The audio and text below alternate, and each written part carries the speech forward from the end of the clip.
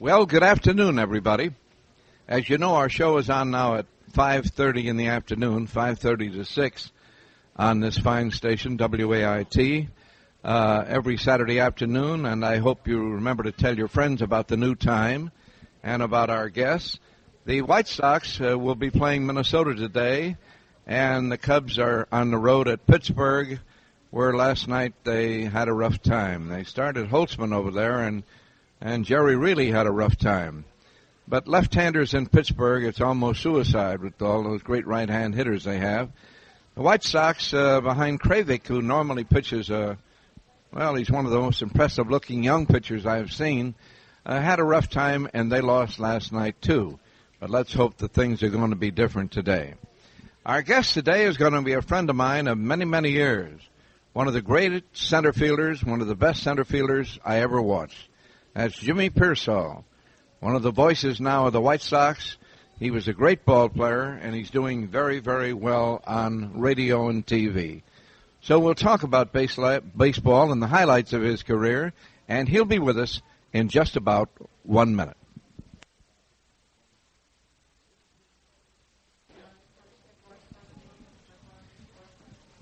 Jimmy Piersall, over his career, his baseball playing career and his radio career, he and I have been very, very close friends.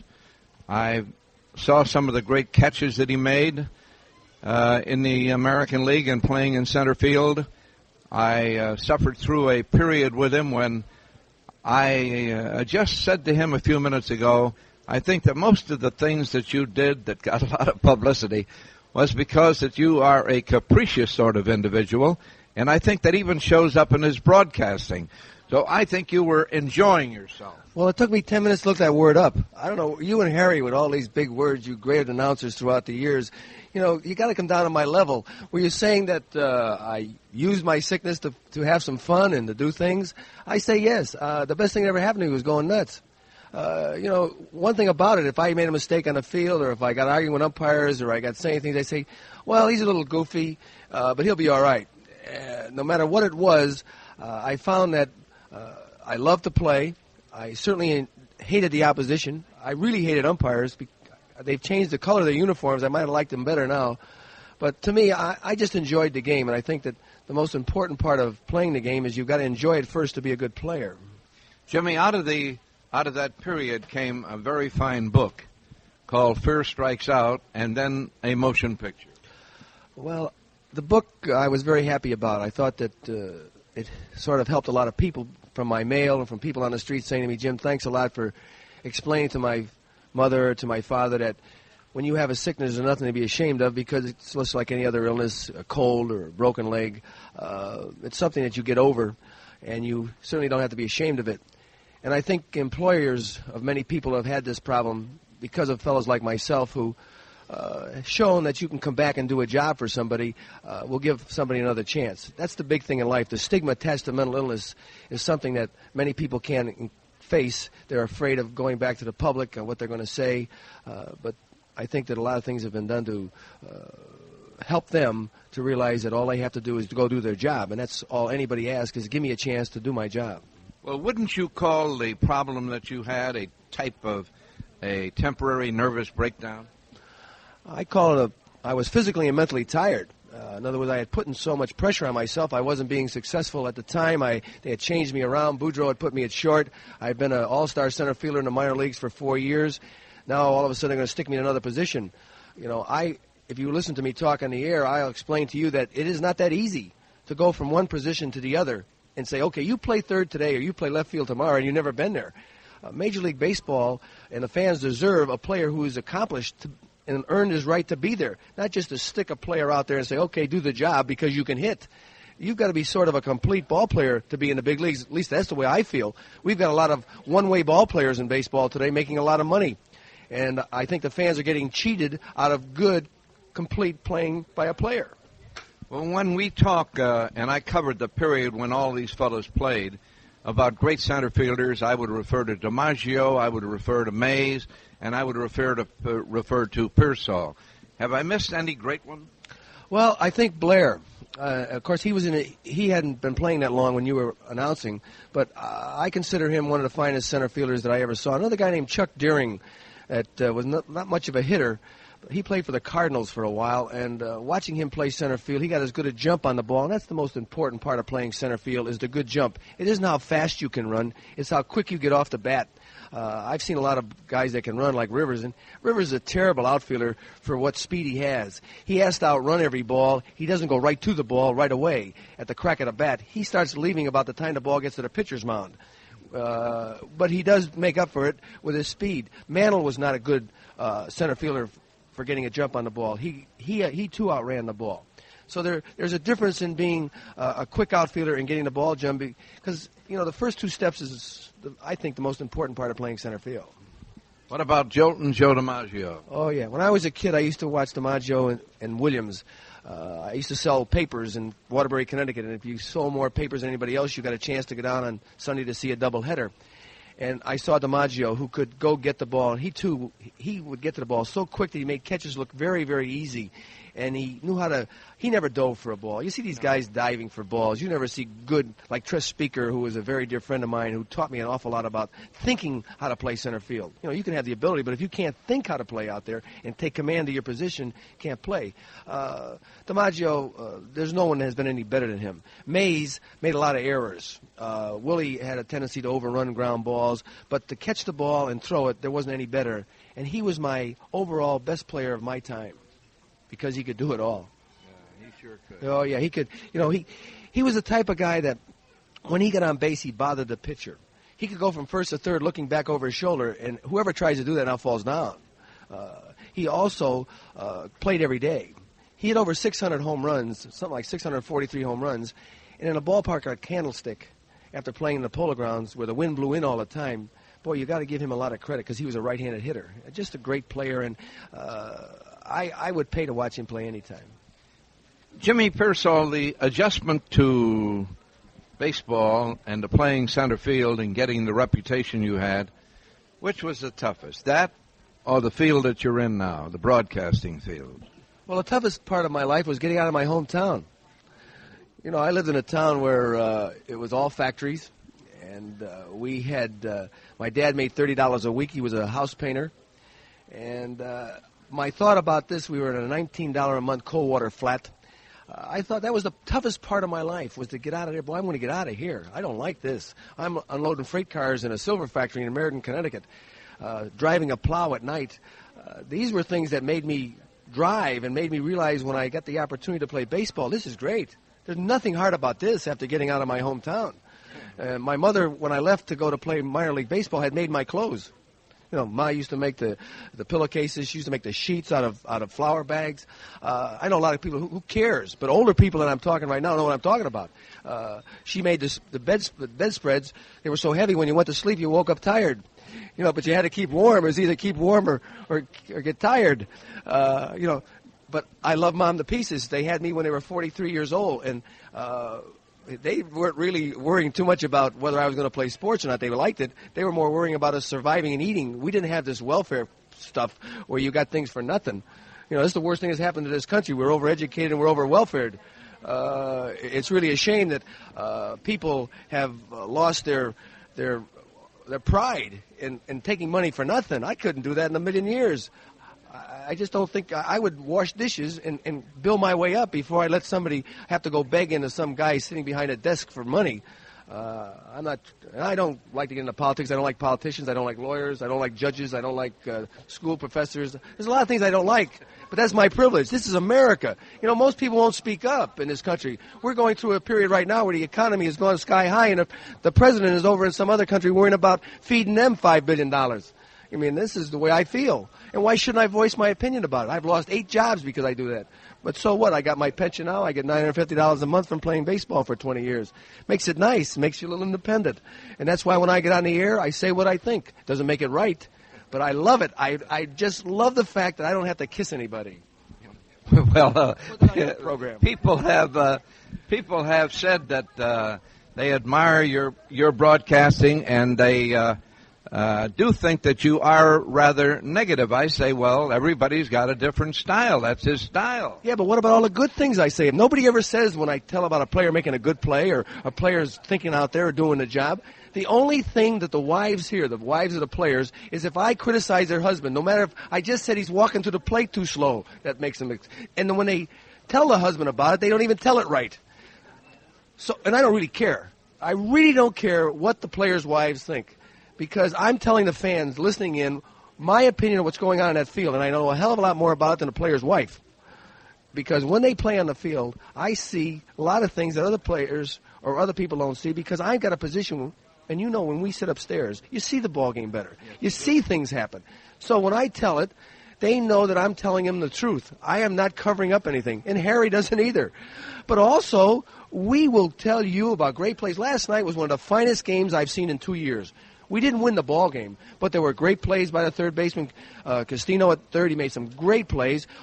A great play by Torres of a ball against the fence in right field. That was one of the finest I've ever seen, where a guy crashes in the wall, bounces around, hits the other wall, and makes a good catch. Then we go into the ninth with runners on first and third.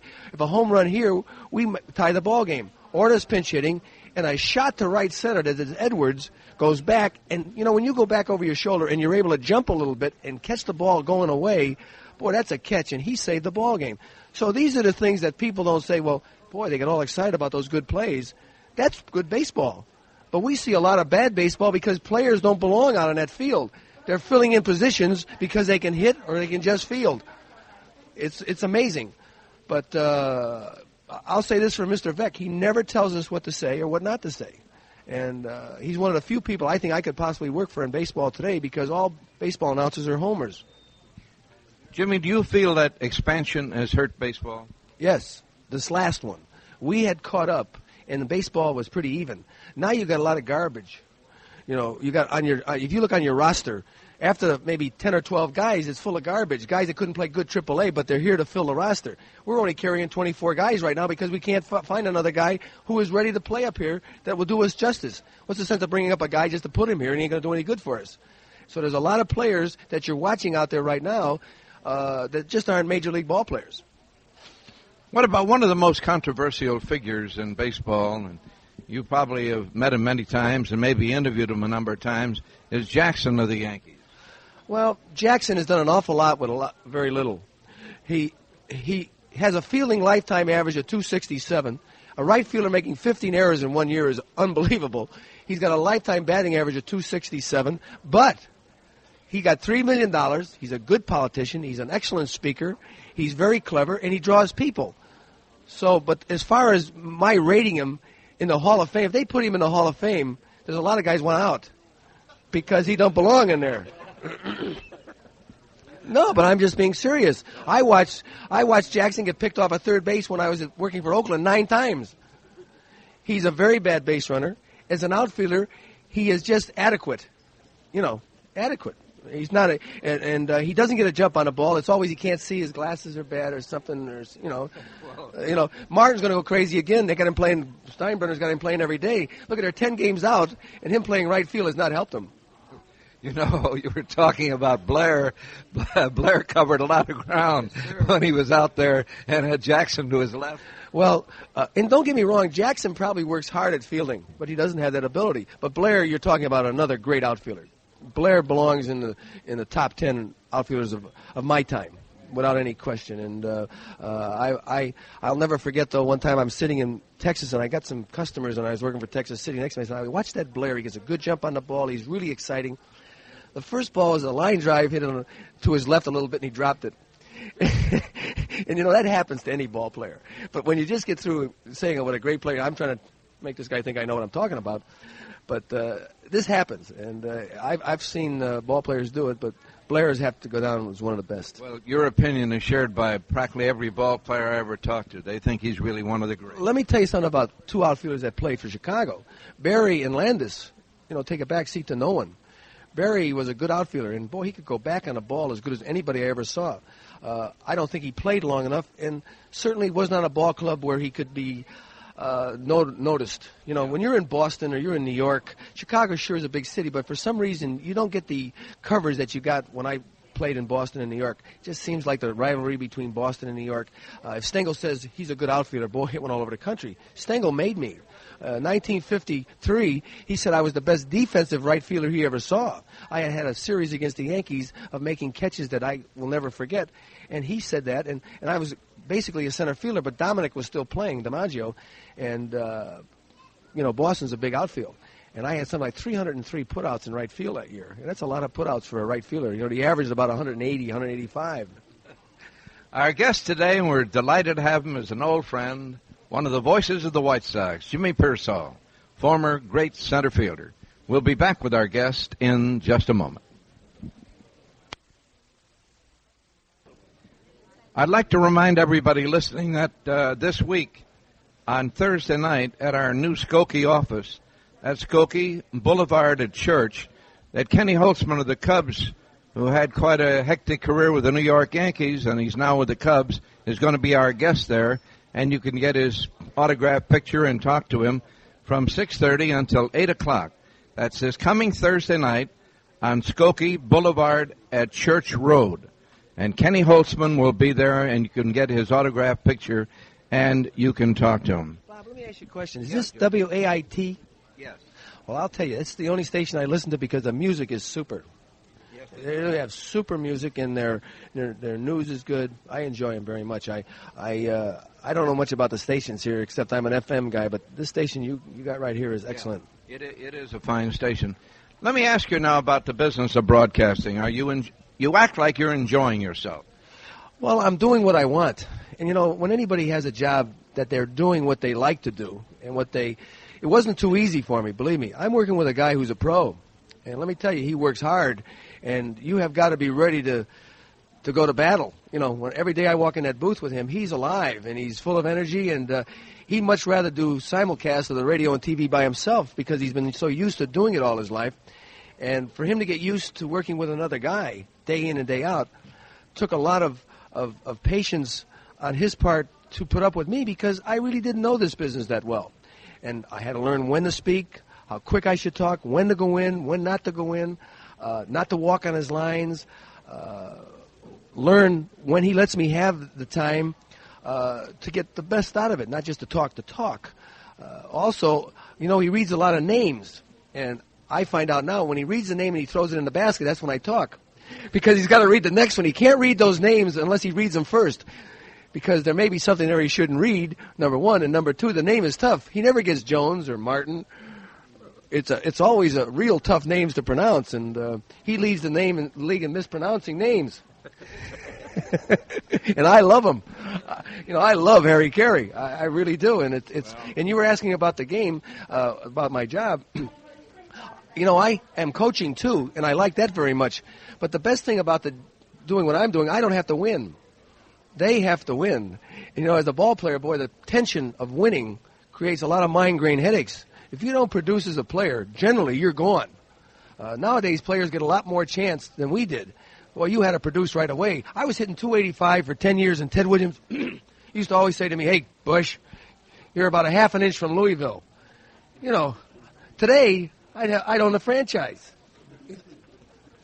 That's right. You watch these guys getting away with hitting 265, and everybody loves them. Boy, what a hitter. Look, he's power coming up here right now. All of a sudden, you get a pinch hitter, 212. That's right. They got a shortstop playing who's a pretty good shortstop for Seattle. He's been playing a while. His major league lifetime batting average is 204. I wouldn't even put that in the media guide. I'd lie. How did you do with fellas like Reynolds and Rashi? Well, Reynolds and Rashi, I faced the first series I was in the big leagues. And they were both good curveball pitchers, as you know. One from the side and one over the top, and one with good, hard fastballs. Harder than most of these pitchers throw today. I've seen a lot of garbage pitchers today, but these guys threw hard. And I didn't do well. And we're in the batting cage one day, and Williams is standing behind me. And he said, "I want to talk to you when you come out of the cage, Bush." And he used to talk through his mouth when he get excited. Now listen here, Bush. If you think you're going to play up here, you better stay in there or get a job. Well, that hurt me because, I wanted to play there. I had always dreamed about playing with the Red Sox, not playing with Williams because he was so much older than me. So then I learned to put my head on my shoulder, my left shoulder, and get my body turned inside, my left shoulder inside, like Johnny Pesky. You remember Johnny was a great hitter, and he did that. Now, for the rest of my career, Williams was always afraid I was going to get hit in the top of the head because I never took my head out of there. And if you read Ted's book, he said if anybody ever gave advice to, he felt that I took it and took it too strongly. But it made me a better hitter. It made me learn to stay, because you got to stay in. Like I tell Washington, if you ever watch Washington hit against left-handers, he has a tendency to jerk his head out of there and swing too hard. But you got to keep your head and just try to punch the ball up the middle with 2 strikes. And that's the way you got to hit a curveball. Did you ever, in your lifetime or in your long baseball career or your career as a broadcaster, hear or listen to an authority like Williams on hitting? You know, I could listen to the guy all day long, and I'm not a ball player. Well, the one thing that I enjoyed about Williams was his career in the Marine Corps, and also his fishing. You know, he would sit. We used to have trains in those days. Remember the trains? And we'd have our own car, and we'd sit in the club car. And Ted didn't drink, but he'd have a little wine. And I think sometimes when he just smelt it, got him going on these stories. And he was telling the stories about how he would land and get shot at, and was shot down twice. But he'd go through the motions of he'd give you that whole shot job, you know. And if he's fishing, he'd go, and he'd get that fishing pole out there, and he'd, you know. But his noises and all the things that were with it, the background was super. As far as hitting goes, he'd never tell you to hit like him. He would talk about the fundamentals of hitting. Quick with your hands, hit the ball out in front, study your pitchers, move up on the sinker ball pitchers. You ever see our ball club? We face sinker ball pitcher after sinker ball pitcher, and we got guys back in the batter's box. If you move up in the batter's box, the sinker, you get it before it breaks. But that's too much smarts. They're going to do it their way. That's it, you know. So why even tell them? That's what he said about Suter. Yeah. He said those hitters got to step up on him Suter, before that ball dips. But I don't think Ted ever saw a pitch like Suter had. Suter has got, when he's right, a pitch that just, you know, falls off the table better than a curveball. I wouldn't want to hit that for $1 million. That's really a tough pitch. But when he gets to hanging it up in the air, that's when they hit him. But Williams was very interesting about his hitting because he got you thinking all the time, hitting, talking about the opposing pitchers. What is their best pitch? What are they throwing a jam? What's that catcher calling a jam? You know, you work with the catcher. You think about what the catcher does. You know, I used to guess good with the Cleveland Ball Club because Jim Hegan was a pattern catcher and a great one. But against me, I knew what he was calling. Did Yogi Berra talk to you when you came up to the plate? I never understood him. He had a mixture of Italian and Polish together. He used to go like this. I stopped talking to him one year, you know, and he said, "Hey, Piersall, what did I do?" I said, "Yo, you know, that garlic you can behind that plate kills me when you open your mouth. I don't want to smell it." You know, I would like to get Passarella and Yogi Berra. Passarella was the umpire. 2 Italians on that plate, and that garlic would knock you out. I used to think they chewed it instead of tobacco. They say he was the best bad ball hitter ever in the majors. Yes, sir. One of the greatest, and he belongs in the Hall of Fame, and a great, great player. He made himself a good catcher and a great catcher. He was a mediocre catcher, Bob, as you remember. He tried a lot of positions, and he couldn't play any place, but Bill Dickey really turned him around, the great catcher for the Yankees. And also, he did hit the bad ball. I never knew where to play him. I never made a good catch on him because I just, you know, 2-0, I'd say, well, he's going to pull now. I'll move over a little bit, and Boyd hit in left center. 2 strikes on him. He'd hit the ball on the left field line. He was just a good hitter, and in the clutch, I hated to see him come up. Our guest today, and as you can tell, I'm enjoying it, is Jimmy Piersall. Great center fielder. I saw him play during his whole career, saw him make some of the greatest catches I've ever seen. He's now one of the voices of the White Sox, and he's doing an excellent job. We'll be back with our guest in just a moment.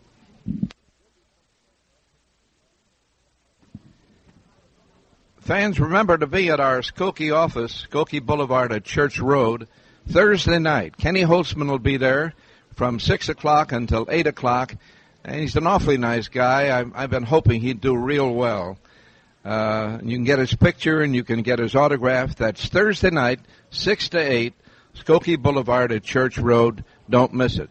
Today, our guest is Jimmy Piersall. I've always gotten a kick out of Piersall. I used to get a kick out of watching him play, watching him run the bases, and I enjoy his broadcasting because I know the adjustment from a ball player to the radio booth is not an easy thing. Many have tried it, and very few have been successful.